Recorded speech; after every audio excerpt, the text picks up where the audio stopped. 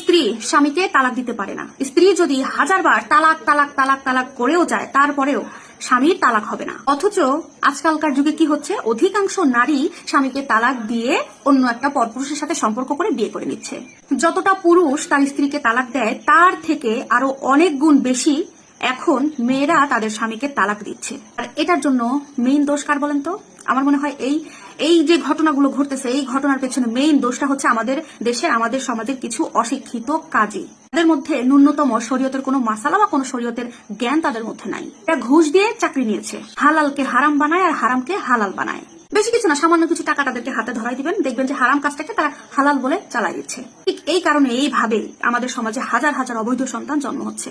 কারণ একটা স্ত্রী যদি কোনো কারণে তার স্বামীকে তালাক দিতে যায়, তালাক দেয়, কোনো দিন কোনোভাবে তার তালাক হবে না। মেয়েরা তাদের স্বামীকে তালাক দিয়ে অন্য পুরুষকে বিয়ে করে দিচ্ছে। কারণ আজকালকার যুগে এখন এই সময়ে এসে মেয়েরা তাদের স্বামীকে তালাক দেয় শুধু একটা কারণে, অন্য পুরুষকে ভালো লাগার কারণে।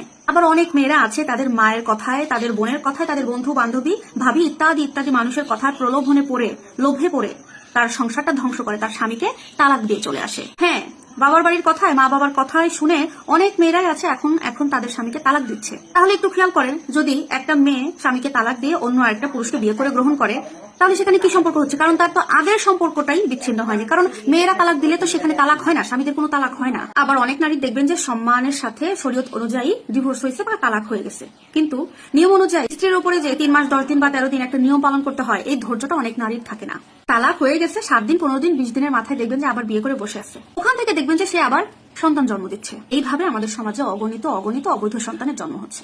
এই ধরনের মেয়েদেরকে আপনি যে ইসলামের কথা বলেন, দেখবেন যে তাদের মাথায় আগুন ধরে গেছে। কারণ তাদের এই ধরনের সত্য কথা পছন্দ হবে না, তারা পছন্দ করবে না এই কথা। হ্যাঁ, এখন বলতে পারেন তো ইসলামে তো আছে যে মেয়েরা তালাক দিলে সে ডিভোর্সটা হবে। হ্যাঁ হবে, সেটা কোথায়? যেখানে আপনার স্বামী আপনার ভরণ পোষণ দিতে পারছে না। অনেক স্বামী আছে নেশাগ্রস্ত, সে নিজে এমন ভাবে পড়ে থাকে, স্ত্রী সন্তান কারোর কোনো দায় দায়িত্ব নেয় না।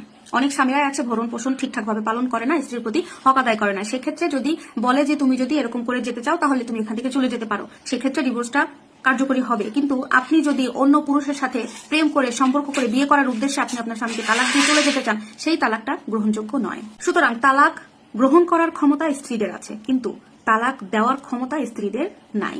অথচ আমাদের সমাজে আমরা নিজেদের আইন নিজেরা তৈরি করে স্ত্রীরা স্বামীদেরকে ডিভোর্স দিয়ে যত তাড়াতাড়ি সম্ভব আরেকটা পুরুষের সাথে বিয়ে করে সংসার শুরু করে দিচ্ছে সব। তাই বলবো, ইসলামের নিয়ম অনুযায়ী, ইসলামের শরীয়ত অনুযায়ী নিজেদের জীবন পরিচালনা করুন, দেখবেন আপনাদের জীবন আল্লাহর রহমতে সুন্দর হবে ইনশাআল্লাহ।